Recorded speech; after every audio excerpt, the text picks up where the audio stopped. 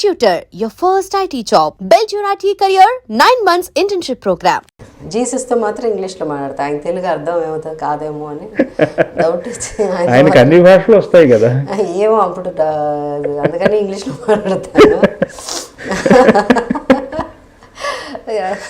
But రాయడం చదవడం తమిళ్, తర్వాత తెలుగు నేను సినిమాలో వచ్చాక మస్ట్ కదా, తెలుగు రాకపోతే ఇంకా ఎట్లా తెలుగు సినిమాల్లో యాక్ట్ చేసేటప్పుడు, అందుకని ట్యూషన్ మాస్టర్స్ని పెట్టేవారు. ఎంతమందిని పెట్టినా కూడా తెలుగు మాత్రం రాలేదు.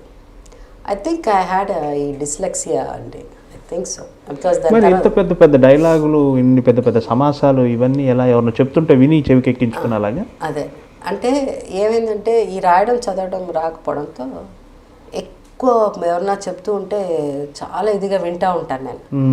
ఇప్పుడు డైలాగే కదా, నేను ఎక్కడ ఎవరు మాట్లాడినా కూడా అంత ఇన్ఫర్మేషన్ ఉంటుంది. అదే నాగేశ్వరరావు గారితో యాక్ట్ చేసేటప్పుడు ఆయనకి ఎక్కువ ఇట్స్ లైక్ వాకింగ్ లైబ్రరీ లాగా. ఆయన he knows about everything, any subject మీరు మాట్లాడండి he can talk about.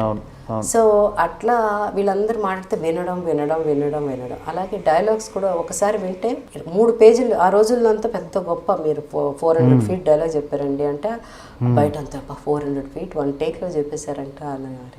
So 400 feet 500 feet అంటే 2 pages 3 pages డైలాగ్ చెప్పాలి అంటే అందరు రాసుకునేవారు. కానీ నేను రాసుకునేదాన్ని కాదు, వినేదాన్ని, విని చెప్పేదాన్ని. ఒకసారి చెప్తారు, మళ్ళీ ఇంకోసారి చెప్పాడు, 3 సార్లు చెప్పమంటాను, 3 సార్లు చెప్తారు.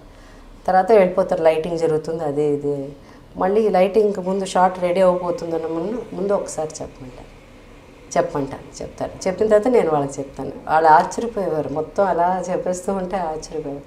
దాని తర్వాత నాకు తెలుగు రాయడం చదవడం రాకపోయినా కూడా మంచి ఈ 3 pagesలోనో లేకపోతే ఈ బాగా లెంతీ డైలాగ్స్ వచ్చినప్పుడు దాంట్లో ఎక్కడన్నా సరైన సెంటెన్స్ లేకపోయినా, ఏదైనా కరెక్ట్గా లేదు అని అనిపిస్తే, ఫార్మేషన్ లేదు అనిపిస్తే ఆగిపోతాను నేను.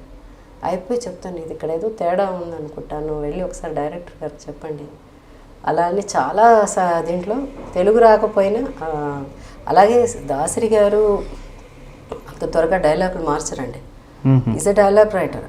ఇక్కడ ఏదో కొంచెం ఇదిగా ఉందంటే, లేదు అది కరెక్ట్, నేను బాగా ఆలోచించే చెప్పాను, అది కరెక్ట్గా ఉంది చెప్పండి అంటారు. ఎవరు చెప్పినా, నేను చెప్పినా ఎవరు చెప్పినా అది. కానీ ఒక్కొక్కసారి ఎప్పుడన్నా నాకు అది చెప్తే నాకు ఎక్కడుందో తెలియదు కదండి, మీరు ఇట్లా పెట్టారంటే పేపర్లో ఏమీ అర్థం కాదు నాకు. సో నేను పెన్ అడిగేదాన్ని, పెన్ అడిగేసి మన డైరెక్టర్ అసిస్టెంట్ డైరెక్టర్ ఉంటే ఆ లైన్ ఎక్కడుంది చెప్పండి నాకు ఇదంటే, ఈ 2 చోట్ల ఇక్కడ ఉందమ్మా లైన్ అని పేపర్ మీద చూపిస్తే దాని పక్కన ఒక ఇంటూ ఇట్లా పెట్టేదాన్ని, ఇంటూ 2 ఇట్లా పెట్టేదాన్ని, పెట్టేసి అంతే మార్క్ చేసేదాన్ని. ఇది 2 కరెక్ట్గా లేదు అని చెప్పండి డైరెక్టర్ గారితో. ఎందుకు అంటే నాకు రాకపోతే, నాకు భాష రాదు అంటే తెలుగు మాట్లాడుకుంటా మన అర్థం అవుతుంది కాబట్టి నేను పెట్టగలను. కానీ నాకు డైలాగ్ రాకపోతే అది ప్రజలకు ఎట్లా రీచ్ అవుతుంది అలా అన్నది నా ఇది. సో అప్పుడు ఫస్ట్ ఒప్పుకునేవారు కదండి, అది కరెక్ట్ చెప్పమని చెప్పాయా అన్నారు, అంత కరెక్ట్గా చెప్పమని చెప్పు డైలాగ్ చెప్పండి అన్నాను. తర్వాత ఈ రియలైజ్డ్ లేదు, ఈ అమ్మాయి తెలియకపోయినా సంథింగ్ ఈజ్ దేర్, ఈ అమ్మాయి చెప్పినప్పుడు అని వెంటనే అది తీసేవారు. అది ఉండి డైలాగ్ చెప్పమనేవారు, తీసేవారు కాదు. చెప్పేటప్పుడు చెప్పేసేదాన్ని, చెప్తే సరే బాగానే ఉంది, మళ్ళీ టేక్ 2 చెప్పమనేవారు. తర్వాత ఓకే ఒకసారి అది లేకపోతే బాగుంటుందని నువ్వు అనుకున్నావు కదా, అలా చెప్పు అలా అనేవారు. ఇంకో జరిగేది టేక్ 3, అదే ఉండేది స్క్రీన్ మీద, అదే ఉండేది, నేను చెప్పిందే ఉండేది అనమాట. అంటే ఏంటంటే డెఫినెట్గా అది న్యాచురల్, ఎప్పుడు ఒక న్యాచురల్గా చెప్పాలి మాట్లాడాలనుకున్న వాళ్ళు మధ్యలో 2 వాక్యాలు ఇబ్బంది పెట్టింది అనుకోండి, అక్కడ ఆ ఫ్లో మిస్ అయిపోతుంది. సో ఆర్టిఫిషియల్గా ఉంటుంది, అది నాకు ఫేస్లో తెలిసిపోయేది అసలు. కంఫర్ట్ కాదు, అది సరి కాదు, ఏదో ఆర్టిఫిషియల్గా ఉందని. సో అట్లా అది పక్కన పెట్టేసారు, తీసేవారు ఆ డైలాగ్స్. మీకు ముందు మీలాంటి వారే ఒకరు ఉన్నారు తెలుసా, వినే ఉంటారు మీరు, జిక్కి గారు, సింగర్ జిక్కి గారు. ఆవిడ తెలుగులో 5000 పాటలు పాడారు.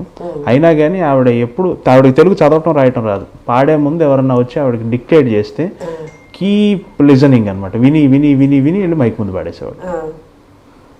సేమ్ మీలాంటి కేసే, ఇదే కండిషన్ అని చెప్తున్నారు. తెలీదు.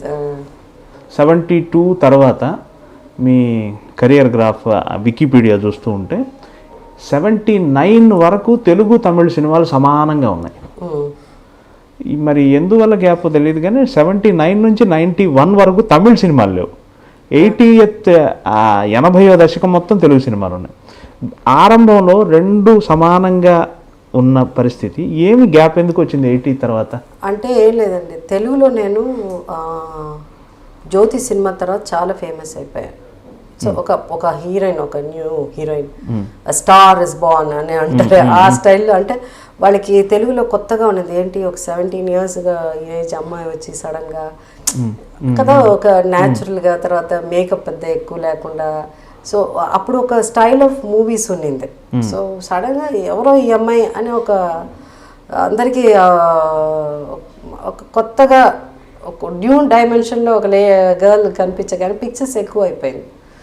ఇప్పుడు నేను జ్యోతి చేసేటప్పుడు బాగా బిజీగా హీరోయిన్గా ఉన్నప్పుడు కూడా రాఘవేంద్రరావు కోసం మళ్ళీ సినిమా అదేంటి మన అడవిరాముడు చేశాను. నేను యాక్చువల్గా దాంట్లో జయప్రద హీరోయిన్. ఇప్పుడు నేను ఆ టాప్ హీరోయిన్గా ఉన్నప్పుడు నేను చేయాల్సిన అవసరం లేదు కదా ఆ సెకండ్ క్యారెక్టర్ అడవిరాముడులో. సో అది లాస్ట్లో, సో జయప్రదకి ఎక్కువ సాంగ్స్ ఉంటాయి. సో ఇట్లాంటి సినిమాలు అనమాట వరుసగా. ఇలా ఒక సినిమా మీద ఒక సినిమా వచ్చేసరికి ఇంకా తమిళ పిక్చర్లు ఏంటంటే తెలుగు సినిమా తమిళకి ఏం డిఫరెన్స్ అంటే, తెలుగులో మనం డేట్లు ఇచ్చామంటే అది కరెక్ట్గా పాటిస్తారు. ఓకే. తమిళ్లో అది ఉండదు, మిస్ అయిపోతుంది. వాళ్ళు డేట్లు ఇచ్చిన డేట్లు యూజ్ చేయరు, మిస్ చేస్తారు. అట్లా అన్నప్పుడు తెలుగు సినిమాలకి ప్రాబ్లం వస్తుంది. రజనీకాంత్ ఫేమస్ అయిన తర్వాత రజనీకాంత్ తెలుగులో ధర్మాత్ముడు అని ఒక సినిమా చేశాను నేను కృష్ణరాజు గారు. నాకు అది second Nandi award best actress వచ్చింది ఆ ధర్మాత్ముడు సినిమా. ఆ సినిమా నల్లవన్ అని తమిళ్లో రజనీకాంత్ గారు అప్పుడే టాప్ దీంట్లో ఉన్నాయి. ఏమేమి వాళ్ళు తీస్తే నేను చేయమంటే కూడా నేను చేయలేకపోయాను. ఎందుకంటే ఆ టైంలో మళ్ళీ ఇక్కడ రామారావు గారి సినిమా ఏదో షూటింగ్. సో రజనీ పక్కన కూడా నేను సినిమాలు మానుకోవాల్సిన పరిస్థితి, only because of date problems. మళ్ళీ అవకాశం రాలేదు రజనీతో? రాలే, వచ్చింది చేయలేను అన్న, మళ్ళీ రాలే అవకాశం. తర్వాత 15-20 ఏళ్ళు ఫస్ట్ సినిమా రజనీ నాకు ఫాదర్ కదా, అపూర్వ రాగంగడు. అవును, రజనీకాంత్ డెబ్యూ ఫిలిం నాకు ఫాదర్గా చేశాడు అపూర్వ రాగంగడు. అయితే ఆ తర్వాత సూపర్ స్టార్ తను అయిపోయిన తర్వాత చాలా ఏళ్ళ తర్వాత నేను కొంచెం క్యారెక్టర్ రోల్ కూడా చేయొచ్చు అనే టైంలో పాండ్యన్ అన్న పిక్చర్ తీస్తాను 15-16. Powerful roles. అది 92 అనుకుంటా, అది 92-93 అన్నది. మా రెండో అబ్బాయి పుట్టిన తర్వాత బ్రదర్ అండ్ సిస్టర్ ఇద్దరు, అదే పోలీస్ ఆఫీసర్ను ఆయన వచ్చి అదే ఒక క్రిమినల్, అదే అట్లాంటిది. లక్ష్మి గారు ఆయన కూడా ఒకసారి చేశారు అలాంటి సినిమా. ఇది కూడా అలాంటి సినిమా. తమిళనాడులో మిమ్మల్ని ఎక్కువ గుర్తుపెట్టుకునేది అపూర్వ రాగంగల్, తెర అరంగేట్రం. అవును, ఆ బాలచంద్ర గారి పిక్చర్లే వరుసగా అరంగేట్రం, సొల్లత్తాన్ నిனைக்கிறேன், నవనిల్లై, ఇంకా లిస్ట్ ఉంది. ఒక వెள்ளிக்கிழமை విరదం అంతా తమిళ సినిమాలన్నీ. బట్ అపూర్వ రాగంగల్ బాలచంద్ర గారు కదండి ఆయనకి ఇష్టమైన ఆర్టిస్ట్. అండ్ బాలచంద్ర గారికి మా తెలుగులో కూడా మరి ఆయన ఇది కథగా తీశారు. తర్వాత ఆడవాళ్ళు మీకు జోహార్లు అనే సినిమా తీశారు. నేను తమిళ్లో తర్వాత కంటిన్యూ చేయలేకపోయాను బాలచంద్ర గారి సినిమాలు. అంటే చాలా బిజీ అండి, మీరు చూడండి లిస్ట్ ఆఫ్ మూవీస్ ఉన్నప్పుడు extremely busy. I use to sleep only 3 hours అంతే, టైం ఉండదు, 3 hours అంతే. సో అట్లా సినిమాలు అనమాట చేసేదాన్ని. సో అందువల్ల అండ్ నాకు ఇక్కడ వర్క్ చేయాలి, అక్కడ వర్క్ చేయాలి, అక్కడ చేయాలి, అలాంటివన్నీ. నాకు ఫిల్మ్ ఇండస్ట్రీకి వచ్చిన 3 years కంతా నాకు సినిమాల మీద ఇంట్రెస్ట్ పోయింది. ఓన్లీ 3 years ఉన్నింది ఆ ఇంట్రెస్ట్ చెయ్యాలి అన్నది. 3 years తర్వాత అంటే 3 years అని కొంచెం సక్సెస్ అయ్యి ఇంకా జ్యోతి కూడా రాలే. జ్యోతి వచ్చే లోపల మన నోమని సినిమా అని తమిళ సినిమాలు ఇప్పుడు అరంగేట్రం, సొల్లత్తాన్ నిனைக்கிறேன், ఇవన్నీ క్యారెక్టర్స్ కదా. చిన్నపిల్ల నేను దానికి తగినట్టు క్యారెక్టర్లు అప్పటికే ఇంట్రెస్ట్ పోయింది. అంటే ఓవరాల్ అంత పని చేయడం నాకు ఇష్టం లేదు. నాకు ఆ స్పేస్ ఆడుతూ ఆ స్పేస్ లేకపోతే నాకు ఓవర్లోడ్ అయిపోయి నాకు అసలు వద్దే సినిమాలు అన్న పొజిషన్ అనమాట. సో అలాంటప్పుడు తెలుగు సినిమాల్లో బాగా సక్సెస్ అయ్యాక మళ్ళీ తమిళ సినిమాలు చేసి ఇక్కడ అక్కడ డేట్లు అది ఇది ఒక 2-3 సార్లు డేట్లు ఒకే డేట్లు 2-3 ఒకరికే ఇవ్వడం వల్ల పెద్ద పెద్ద గొడవ అయ్యేది. అలా అరిచేవాళ్ళు. నేను కూడా మనకు అవసరం ఇవన్నీ ఎందుకని తెలుగు. ఎవరు మీ తరపున అప్పుడు మేనేజ్ చేశారండి? మా నాన్నగారు అండి, మా ఫాదర్. అంటే కొంత టైం వరకు బాగా పాపులర్ అయిపోయాక మాకు మా నరసింహరావు గారు అని ఉండేవారు, ఈస్ నో మోర్. ఆయన చూసుకునేవారు. ఆల్మోస్ట్ ఒక 15-20 ఇయర్స్ ముందు వరకు ఆయనే చూసుకునేవారు అనమాట. సో ఇప్పుడు తర్వాత మానేశారు ఆయన. తర్వాత నేనే చూసుకోవడం, ఆయన మానేసిన తర్వాత నేనే ఆ డేట్స్ చూసుకునేదాన్ని. అప్పుడు వాణిశ్రీ గారు ఓ నవల రాశారు, స్టార్ డస్ట్ అని. ఆ నవలలో ప్రధాన పాత్ర ఏంటంటే ఒక హీరోయిన్ జీవితంలో ఉండే కష్టాలు, ఈ స్టార్ హీరోయిన్ వెనక ఉండే కష్టాలు, ఆ స్టార్ హీరోయిన్ స్టేటస్ని చుట్టూతా ఉన్న వాళ్ళు ఎలా అడ్వాంటేజ్గా తీసుకుంటారు, ఆ స్టార్ హీరోయిన్కి ఎంత అలసట ఉంటుంది, ఇట్లాంటివన్నీ చెప్పారు. అంటే అది చూసి నాకు ఒక అభిప్రాయం ఏర్పడింది. స్టార్ హీరోయిన్గా అది మెయింటైన్ చేసే క్రమంలో చాలా ఇబ్బందులు పడాలని. అది మీరేమంటారు? అంటే ఒక స్టార్ హీరోయిన్గా మీరు చాలా రోజులు ఉన్నారు, అంటే స్టార్ హీరోయిన్ టైంకి తినలేకపోవటం ఇట్లాంటి బాధలు కూడా చాలా ఉంటుంది. ఉంటుందండి. అంటే మెయిన్ థింగ్ ఏంటంటే డైట్ మెయిన్, టైం తినలేకపోవడం అలా అంతా లేదు. అంటే ఇప్పుడు నేను వచ్చి ఏంటంటే అండి 1 o'clock అంటే 1 o'clock తింటాను నేను. వాళ్ళు బ్రేక్ ఇచ్చినా ఇవ్వకపోయినా ఆ టైంలో తినేస్తాను. డైటింగ్ అన్నది ఆ రోజుల్లో ఎక్కువ ఉండేది. నేను కూడా 3 shifts పనిచేశాను. 3 shifts పనిచేసినా కూడా అదేంటి మెయిన్ థింగ్ ఏంటంటే ఆ సక్సెస్ ఉన్నప్పుడు ఏంటంటే నిద్ర. Then you can't meet your friends. అదే నేను అంటుంది, you can't meet your friends. సినిమాకి వెళ్ళాము, ఎక్కడ ఏదన్నా సరదాగా ఇదని ఇలాంటివన్నీ. మీ ఏజ్ పిల్లలు చేసే పనులు మీరు చేయలేరు కదా, చేయలేరు. సరదాగా వెళ్ళి ఒక ఐస్ క్రీమ్ తినాలంటే తినలేరు. ఇట్లాంటి రకరకాల ఆవిడ ఆ నవలలో ఆశాలత అని ఒక క్యారెక్టర్ని పెట్టారు. ఆ క్యారెక్టర్ ద్వారా ఆ బాధలని చెప్పారు. నాకేమనిపించింది అంటే ఆవిడ బాధలే ఆవిడ అలా చెప్పారేమో అని నాకు అనిపించింది, పర్సనల్ ఒపీనియన్. అంటే ఈ స్టార్ హీరోయిన్లకు అంతా ఈ బాధ ఉంటుందేమో, 11 వరకు పని చేయాలి, నిద్ర ఉండదు, ఉదయాన్నే వెళ్ళాలి, చిన్న చిన్న కోరికలు కూడా. మా ఇంట్లో అయితే మరీ మా అమ్మ అయితే కాఫీ వేడివేడి కాఫీ నా తీసుకొచ్చి పెడితే ఆ రూమాకే లేవడం, అంత నిద్ర అనమాట. అట్లా ఉండేది నాకు. సో అవన్నీ ఉండేదండి. వీళ్ళ ఆ చైల్డ్హుడ్లో you lose lot of the best. మీ చైల్డ్హుడ్ మిస్ అయ్యారా? పైగా నేను మరీ అల్లరి పిల్లర్గా ఉండేదాన్ని కాబట్టి ఎక్కువ మిస్ అయ్యేదాన్ని. అంటే నేను నాకు ఈ 8, 9, 10 years ఇలాంటి టైం 12th year కంప్లీట్ అయ్యాక సినిమాకి వచ్చాను.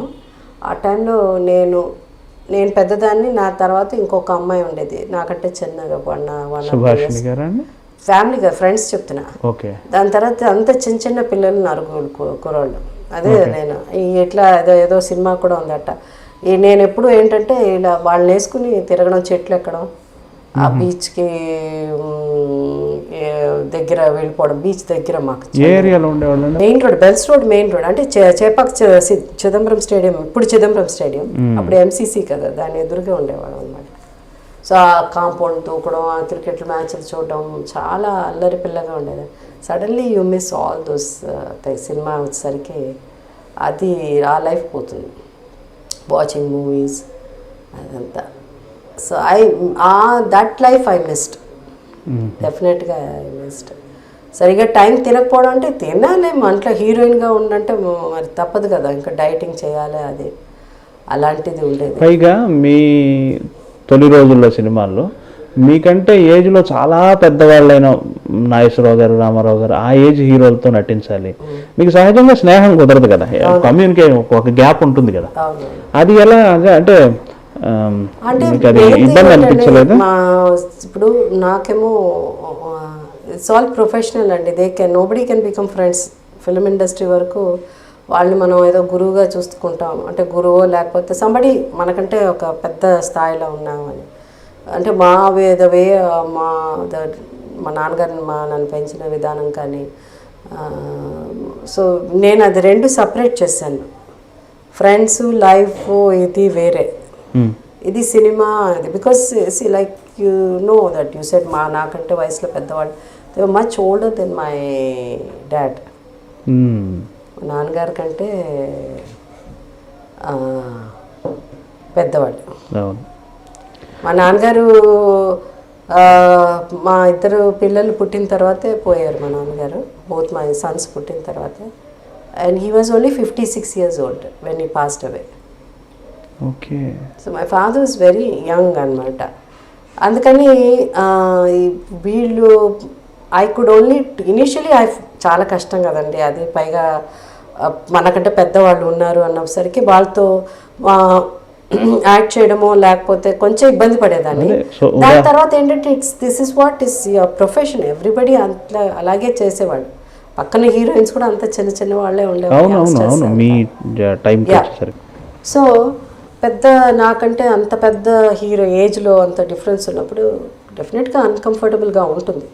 అయినప్పటికీ కూడా వి కంటిన్యూ టు అంతే ఒక కొంతవరకు ఇబ్బంది పడ్డాక తర్వాత ఐ బికేమ్ ఎనీ ప్రొఫెషనల్. ఇది బిగినింగ్ డేస్లో మీరు కమల్ ఒక మంచి పేరు కదా, అబ్బో నేరేడు కళ్ళు పాట.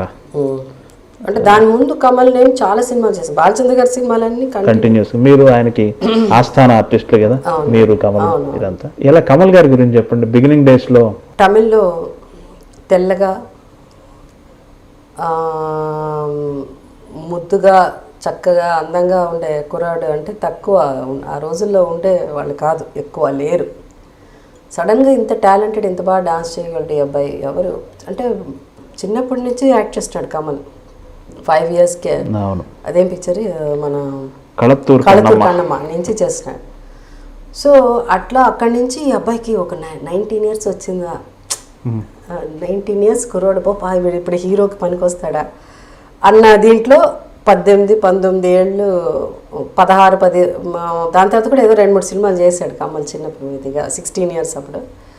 So 18-19 years old Kamal Haasan, 19 years old Kamal Haasan, 16 years old 15-16 years old Jayasudha. So ఈ జంట చూడడానికి ఆ పాట పిక్చరైజ్ చేసేటప్పుడు మీకు ఏజ్ అంతే ఉంటుంది కదా మీకు అబ్బో నేరేడు కళ్ళు? లేదు, ఎప్పుడు చాలా రోజుల తర్వాత 79 తర్వాత కదా, ఆఫ్టర్ 79. ఓకే, ఆల్మోస్ట్ అంటే మరీ 19 కాదు, ఐ థింక్ 21. చిరంజీవి ఈ టర్క్ వచ్చేప్పటికి మీకు సమవయస్కులతో నటించే అవకాశం వచ్చి ఉంటుంది కదా.